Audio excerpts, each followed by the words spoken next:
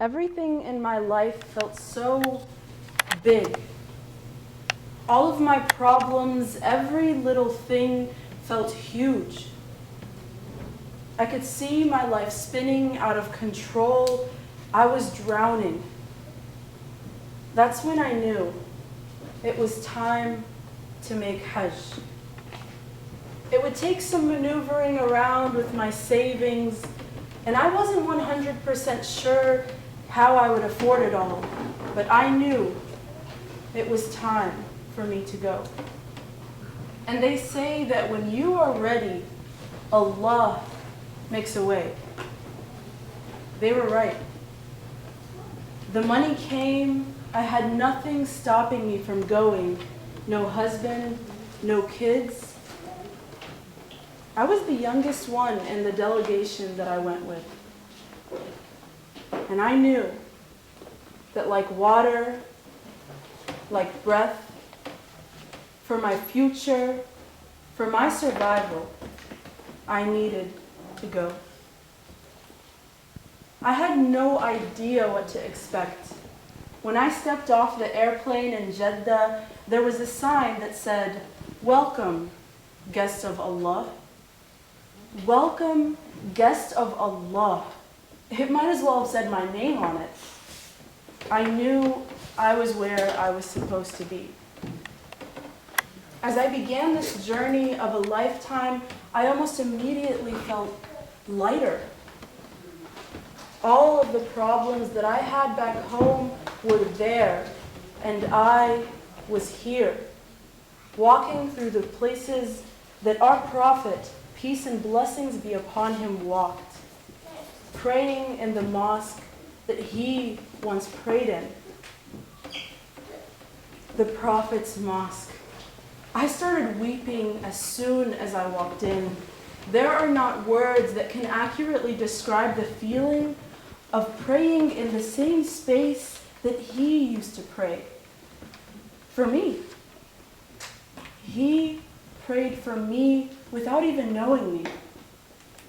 He spent countless hours here, growing our deen here, praying for our community here. Inside of the mosque, there is a place where the carpet turns from green to white. It's called a rawdah. They say the spot is like heaven on earth. Tears. I could not stop the tears from falling. I made 2 rak'at there. I prayed like it was my last. The journey not only gave me the opportunity to walk where our Prophet walked, I ran where Hajar, may Allah be pleased with her, ran. You see, Muslims who perform the Hajj walk and run between Safa and Marwa, 2 hills which are close to the Kaaba in Mecca. When you get to Safa, you make dua. When you get to Marwa, you make dua. At one point, I stopped, and I looked up at the top of the hill. There was a woman that I cannot forget. She appeared to be Asian. She had on all white hijab, a long white shirt, jeans, and a small fanny pack. Her eyes would open, then close, open, and then close again. I remember exactly where I was standing and exactly where she was standing.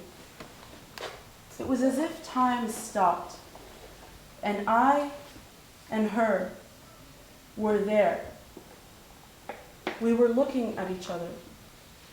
As her eyes fluttered, I saw tears. She was deep in supplication, crying and praying, crying, praying. I felt so connected to her in that moment that wallahi, I felt her dua. I had moments during my stay that were life-altering for me. It's like one of those experiences that you don't understand unless it happens to you. I went on this journey because I was drowning back home. My life and my problems were getting too big for me. But what happened there changed the course of my life. It changed the way that I believe. I learned how to exist in a moment, that I am so much greater than my problems. I learned that Allah truly is enough as a disposer of our affairs. And if being in that space, on that journey, could make me forget all of my problems back home, then they weren't really that big anyway. I left there so in awe of my Creator. And with surety, I knew, like water, like breath, for my future, for my survival, I need Allah, and everything else is insignificant. La ilaha illallah Muhammadun Rasulullah. La ilaha illallah Muhammadan Rasulullah. La ilaha illallah Muhammadan Rasulullah.